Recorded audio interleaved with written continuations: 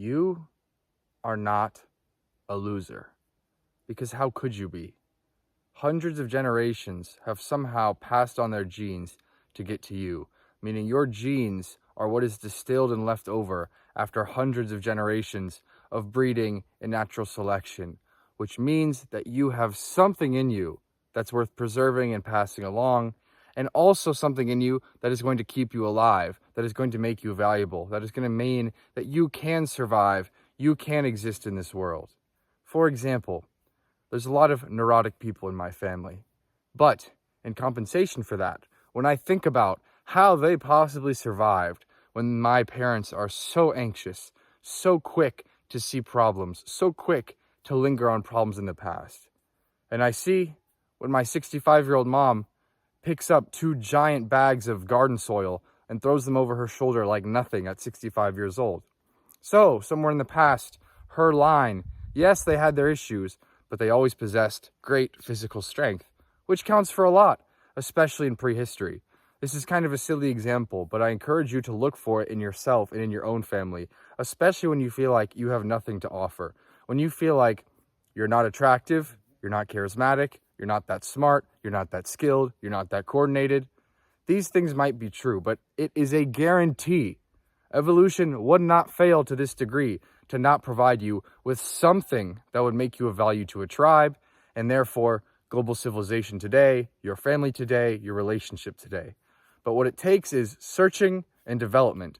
These things in you might not be that well developed because they might not be something that you've personally looked at. So even if you have a talent for physical strength or speed or quick thinking or improvisation, your life sadly might not have led you to develop that, to focus on that. So all you have is a little seed of talent, and the older you are, the harder it's going to be to find that seed of talent, accept it, and nurture it.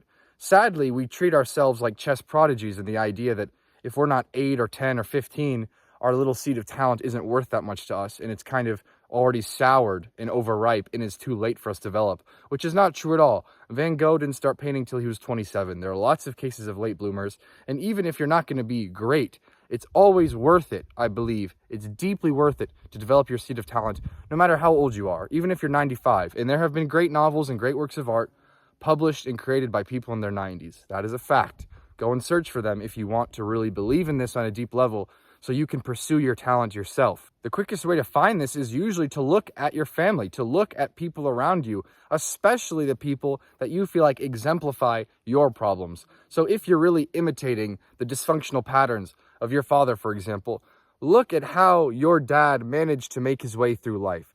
And even if he did fail, even if he was still a disaster, there must have been some redeeming qualities. Look for those redeeming qualities in you, in your family, in your genetic line, and see what you might have to offer. So for example, if you're American, your redeeming quality might be that your genetic line obviously is willing to take risks. At some point, someone said they were leaving Europe, they were leaving elsewhere, and decided to come here, which means you probably are resilient, you're strong, you're able to adapt. On the other hand, if you're shy, if you're quiet, if you're risk averse, I guarantee you have other powers of focus, hyperfocus, deep, intuitive knowledge of arcane subjects, or an ability to focus on little things, on small things. And again, look at the countless examples of people that were wildly dysfunctional. They were quiet, they were shy, they were antisocial, and yet they contributed great things to the world. This means that you probably have a blueprint, and your blueprint might not be glamorous. Sadly, the blueprint that we're sold as successful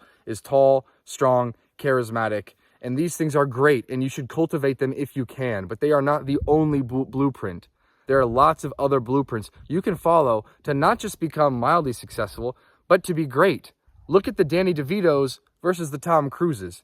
Look at the Isaac Newtons versus the Leonardo da Vincis. Look at the Teslas versus the Edisons. There are lots and lots of ways to make something of yourself. But if you're just sitting there feeling like a loser, feeling like you are somehow an accident of natural selection, and you got to this point even though you shouldn't have, that nature let you through, and now you're existing like kind of a puddle of nothing somewhere in modernity, well, you need to look in the mirror at your dark side and your good side and realize that probably your negative quality is pessimism, lethargy, lack of energy, gluttony, etc.